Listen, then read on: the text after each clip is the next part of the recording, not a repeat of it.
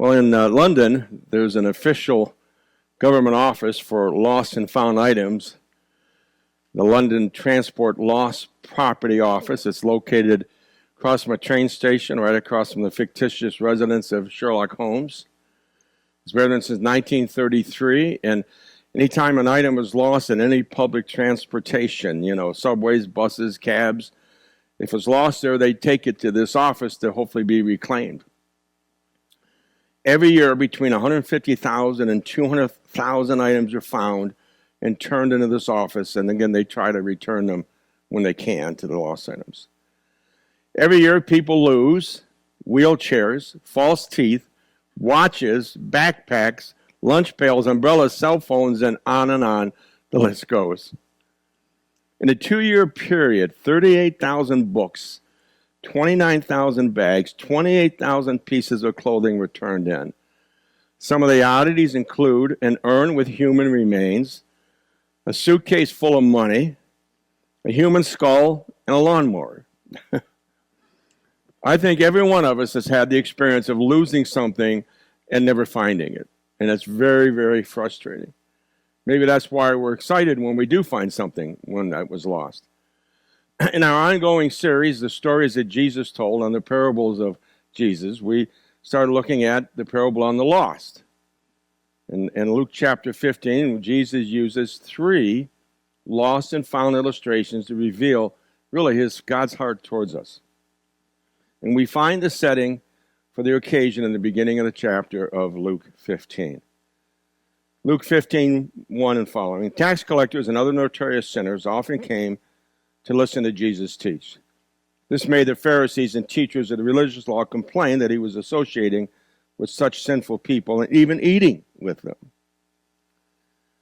It was the Pharisees' indignation and self-righteousness that prompted Christ's response with the 3 parables.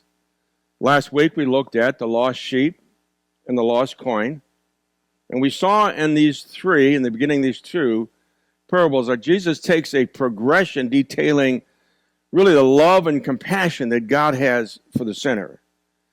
He uses earthly references, the thing that was lost, and referring in subtle references at times to sin. But the sheep was lost in open fields, the coin was lost in the dirt that was swept up, and the son is lost in a mud of a pigsty before coming to his senses. And you see this progression. And the parables of the lost sheep and the coin prepare us for the 3rd parable, often referred to, as we all know, the prodigal son. And prodigal simply means recklessly wasteful, extravagant, lavish with money. It can mean a person who squanders their wealth.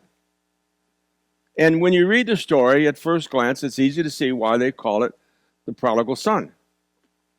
I think there's a little bit of a problem with that title. It doesn't tell the whole story, as we will see as we progress. So we have a fair amount of scripture to look at this morning, but I want to put the whole picture out there for us, so let's look right at it, Luke 15:11. To illustrate the point further, Jesus told them this story. A man had 2 sons. The younger son told his father, "I want my share of your estate now before you die."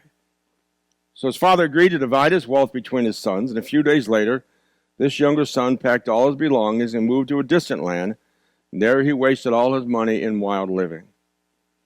About the time his money ran out, a great famine swept over the land, and he began to starve. He persuaded a local farmer to hire him. The man sent him into his field to feed the pigs. The young man became so hungry that even the pods he was feeding the pigs looked good to him, but no one gave him anything. When he finally came to his senses, he said to himself, "At home, even the hired servants had food enough to spare, and here I am dying of hunger. I will go home to my father and say, 'Father, I have sinned against both heaven and you. I'm no longer worthy to be called your son. Please take me on as a hired servant.'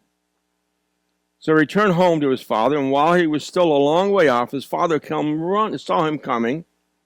Filled with love and compassion, he ran to his son, embraced him, and kissed him.